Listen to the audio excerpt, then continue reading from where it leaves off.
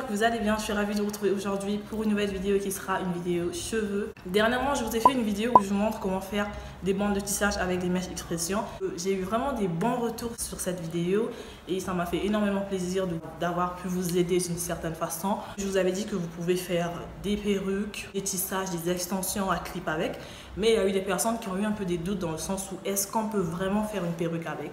J'ai reçu des messages sur Instagram, même en commentaire, on m'a lancé un défi de le faire et j'étais dans l'obligation de le faire. En fait, je vous avoue que quand j'ai fait la perruque, je me disais, bon ok, vu qu'on m'a lancé un défi et qu'il y a des gens qui m'ont demandé gentiment de le faire, je me disais, bon ok, je fais la perruque juste pour vous montrer un peu ce que ça donne. Mais là, genre, je suis in love de cette perruque.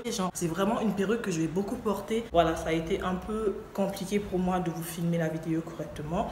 Mais j'ai fait de mon mieux et je ne me suis pas trop attardée parce que le but, c'était juste de vous montrer qu'on peut faire une perruque avec des mèches expression et de vous montrer comment finaliser le tout, donner un look à votre perruque. Pour celles qui vont tomber sur cette vidéo en premier, je vais vous mettre le lien de la vidéo où je vous montre comment faire des bandes de tissage en barre d'infos. N'hésitez surtout pas à les voir parce que ça sera très utile pour vous et parce que voilà, vous allez commencer par ça avant de monter la perruque. Mais voilà, j'aimerais vous préciser un petit truc. C'est une closure que j'ai faite toute seule, mais je vous ai pas montré comment je l'ai fait. Donc parce que je vous avoue que c'est quelque chose d'extrêmement difficile à faire, ça prend énormément de temps, c'est fatigant. Vous imaginez mettre les cheveux un à un dans une tuile comme ça, c'est pas facile du tout. Donc franchement, je ne me voyais pas du tout filmer ça. Si vous avez un morceau de closure, vous pouvez mettre votre closure, ensuite la lisser et ça va très bien se mélanger avec les mèches. Donc, en gros, là, j'ai mis 3 paquets de mèches.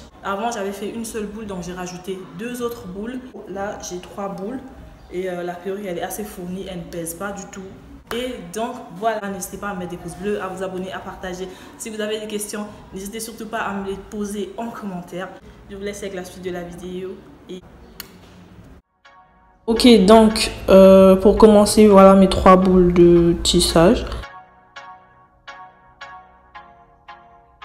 Des aiguilles et pour le bonnet, bah je voulais le bonnet tout noir mais j'ai juste eu celui avec un peu de tulle comme ça et bah c'est pas du tout un souci vu que je vais découper ça quand je vais poser ma closure. Donc voilà, je vais mettre ma closure hors caméra parce que ça fait pas du tout partie de la vidéo.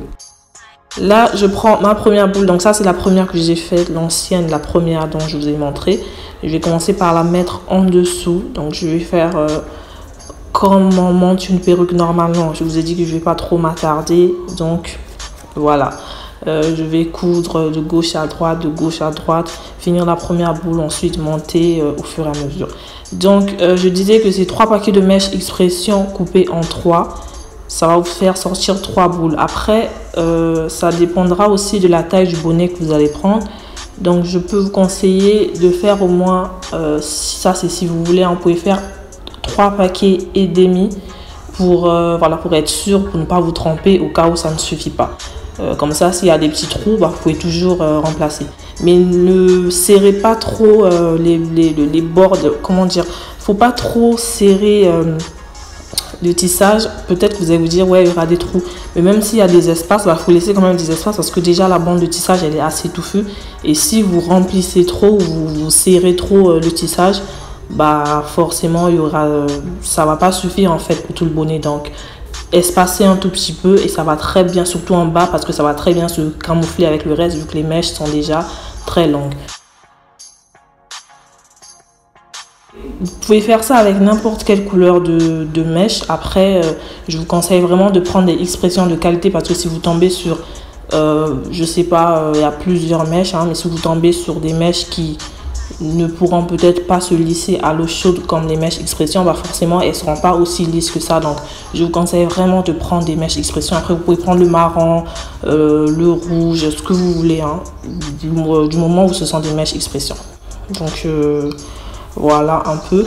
Je vous conseille vraiment de venir un peu serrer quand vous arrivez vers le haut. Donc en bas, ne vous prenez pas du tout la tête en vous disant ouais est-ce qu'il y aura des trous. Il faut vraiment espacer. De toute façon ça va se couvrir. Et autre chose aussi, ne coupez pas le tissage, genre comme quand tu fais un tissage normal où tu coupes. Parce que là, si tu coupes, ça se défait. Donc, ne coupez pas, tu coupes toute la boule jusqu'au dernier bout. Et n'oubliez surtout pas de brosser au fur et à mesure pour enlever les petits nœuds, pour démêler et tout, c'est super important. Là, vous allez voir quand je vais arriver au bout, je vais vous montrer, je vais vous expliquer comment vous allez faire pour, si vous coupez, comment vous allez faire pour bloquer en fait. Donc là, c'est ma troisième boule.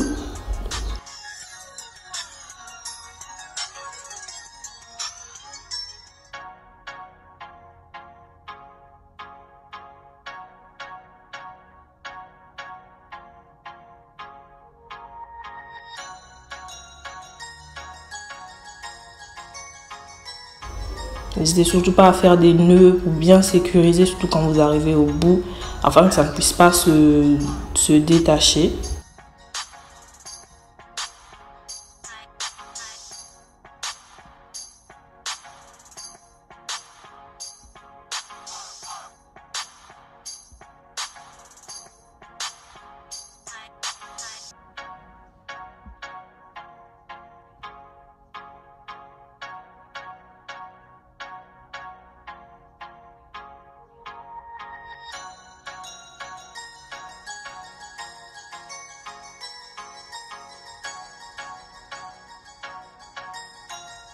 Donc là, j'arrive au bout, je vais faire mon nœud comme je vous ai dit tout à l'heure, mais vous pouvez voir qu'il reste encore un peu de tissage. Donc ce que je vais faire, c'est que je vais couper la bande de tissage et laisser un peu d'espace.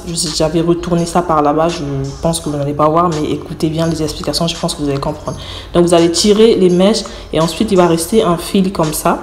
Et vous allez donc venir faire plein de nœuds, un peu comme je vous ai montré quand vous faites vos bandes de tissage, pour créer une barrière afin que les autres mèches ne sortent pas. Donc voilà, c'est simple comme bonjour et j'espère que vous avez compris ce que j'ai voulu dire. Parce que voilà quoi, je sais pas trop ce qui m'a pris de retourner ça par là-bas, mais bon voilà. Et ensuite on coupe.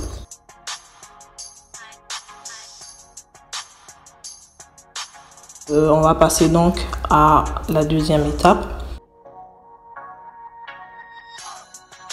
Donc là je vais mettre de l'huile pour les cheveux, donc c'est une huile d'amande, oui, une huile d'amande douce. Donc je commence par mettre mon huile, ensuite je vais mettre ce soin qui est une crème protectrice de chaleur et elle permet de bien lisser.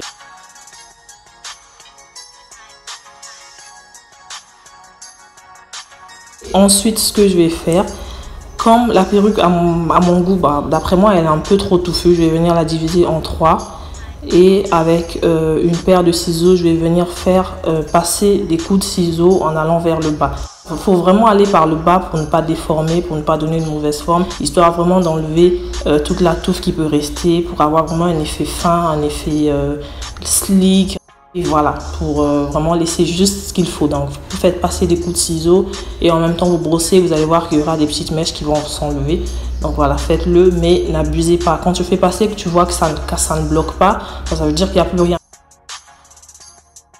Voilà, ensuite je viens faire un coup de brushing vite fait pour bien lisser le tout. Voilà, moi je l'ai fait vraiment vite fait, mais prenez tout votre temps.